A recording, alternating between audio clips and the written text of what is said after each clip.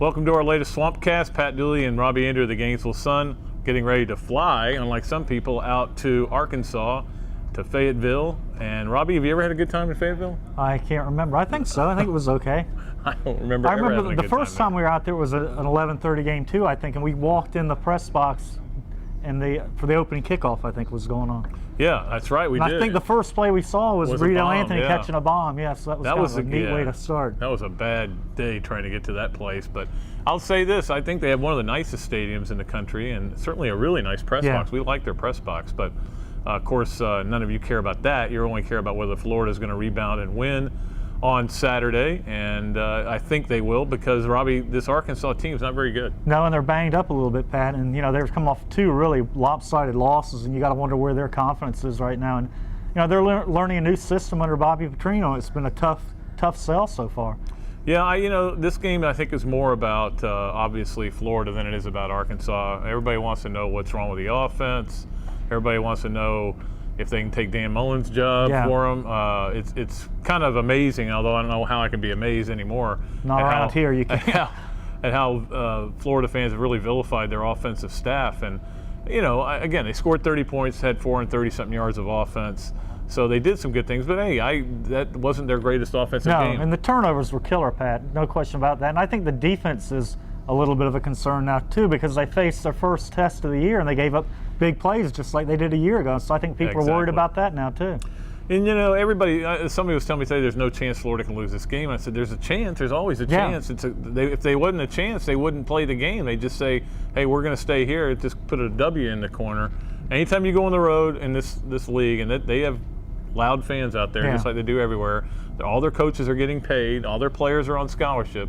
So there's a chance. I think Florida will win, but you can't say there's no chance. No, and you look at Casey Dick. He's not a great quarterback. He's not a terrible quarterback, but he's capable of throwing the ball down the field to receivers. If you got that seems to be the bugaboo for Florida's defense last year, and maybe again this year. We'll find out. Yeah, and the other thing is, this is a team that's hungry for a big win. And last week it was Ole Miss coming in here hungry for a win. They got it done. Florida now, we'll see. They're going to go one of two ways. Either they're going to come out with anger and determination and to show that that's not them, or they're going to have a hangover. And, we talk about winners having hangovers sometimes. Losers do too. You lose confidence. You lose that chemistry you had. And more than anything, I think we'll see whether Tim Tebow's pledge was true. Yeah. His pledge, too, he didn't pledge. He pledged they're going to play hard. I think he probably should have pledged that they're going to execute a little better. That's been the biggest problem to me. Not the play calling, just the lack of execution across the board. Yeah, and so there's no question it will be an interesting day out there. Fayetteville's not that bad. No, it's actually pretty. It's sitting among the mountains there, and it's really nice. It's just there's not a lot to do there other than Arkansas football and basketball.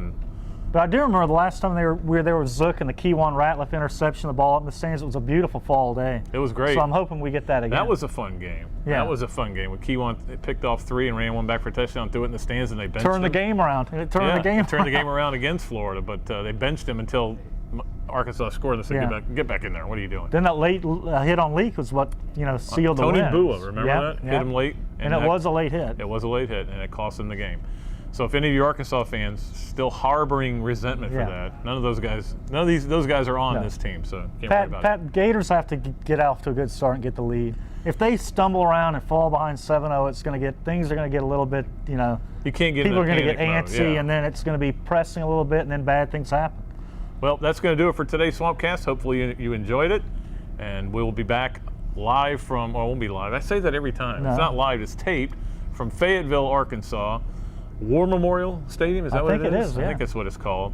Or no, is that in Little Rock? Anyway, whatever their stadium is called. From Fayetteville. We'll be in Arkansas somewhere, and we'll be bringing you our reflections and thoughts on the game.